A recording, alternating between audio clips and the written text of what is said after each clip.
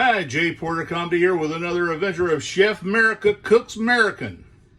So, a few months ago, my wife and I took a cruise in a big boat around the Emerald Isle of Ireland. And a couple of times there in Dublin and the place up in Northern Ireland, Belfast, that nobody ever thought they would go to 40 years ago, we had the privilege of having Irish stew. So today I would like to present you with my conceptual analysis of what we ate there and a very simple evening meal. So let's get it going. Okay, now the very first important part of our recipe is that you need some fried mammal to go into your Irish stew. I'm using ground beef today. The Irish tend to go with a lot of ground lamb, kind of hard to get in this country. You can get it if you know somebody, if you know a rancher. Grocery outlet tends to have it cheap from time to time. Whatever you do, don't go to one of those foo-foo places like Whole Foods, etc. The one ingredient that I add that's very important to seasoning my meat is seasoned meat tenderizer. And it's hard to find, but it adds a flavor of very much like seasoned salt, but I think it's better. Now, one of the things that we have to deal with now is what the government has given to us is vitamin ER. Vitamin ER means lower in calories, theoretically better for you. What they've done with a lot of things is remove all the taste.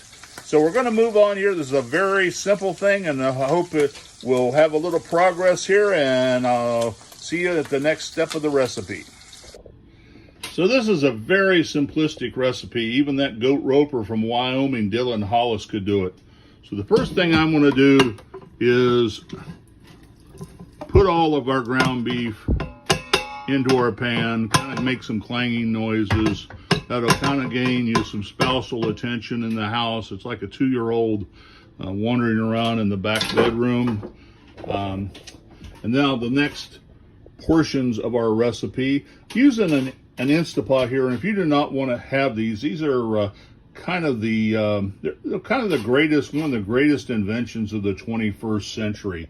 Really take a step beyond a crock pot and allows you to do a whole lot of things to make your life simpler. And that's what American cooking is all about. So, as in my previous episode, you all saw that I used the Sarah Impaler patented impaler knife used for moose gutting, etc. Does a very good job. I have a rounded cutting board. But one of the most important things I discovered about this Irish stew when I was over in Ireland, of all places, was what I call TTS. That's tater to stew ratio, T-A-T-E-R, tater. You may call it potato, you may call it potato. I'm going to call it tater on this channel.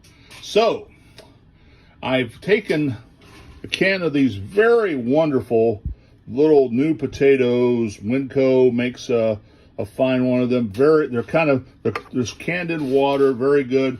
Added in a few small pieces of new potato. So the important thing in this is TTS, tater to stew ratio. And that's what I found about the stew over there, that the thing that, the ingredient that tied everything, as you would expect it in Ireland, is the tater. So take our taters here, we're going to add them into our Instapot. There we go. We're going to get most of them, you know. Another great invention, one of the great inventions of the 21st century, is mixed vegetables made by different companies. But these things have little square taters, a few bits of corn, your carrots are already cut up. And if you're in a hurry, in a bind to get dinner together in a hurry, or put together something in the morning before you're running out of the house, and this is a great little thing. So I'm going to add this in. I've already pre-drained these. Another can of the mixed vegetables. And like I say, the predominant thing that I'm looking for in that is the taters to tie everything together. Another thing that was big in the stew that I had over there was my favorite vegetable, the sweet pea. So adding a can of peas. And this takes a can opener. This may be a skill that you did not learn at your liberal arts school when you were obtaining your degree in medieval folk dancing. I think it's a life skill that probably would make your life easier, better. The whole vitamin ER thing is very important. I chopped up 2 stalks of celery. That's been here. That's approximately half a cup. And 1 medium-sized onion. It turns out that was about a cup.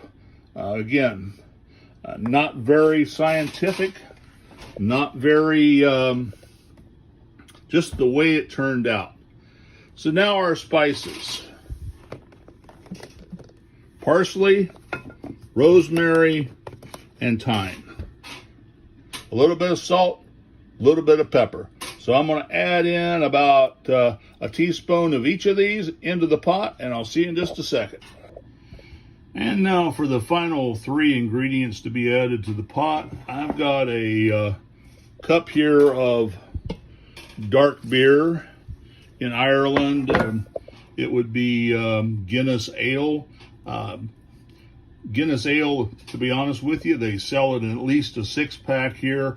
I'm just unwilling to pay the $15 because I drink about 3 beers a year. So anyway, beef stock, just your basic Walmart beef stock. I got 2 cups here, but something very important about the beef stock, that wasn't quite enough. So in an Instapot, it is very important, very, very important that you get your ingredients covered in liquid.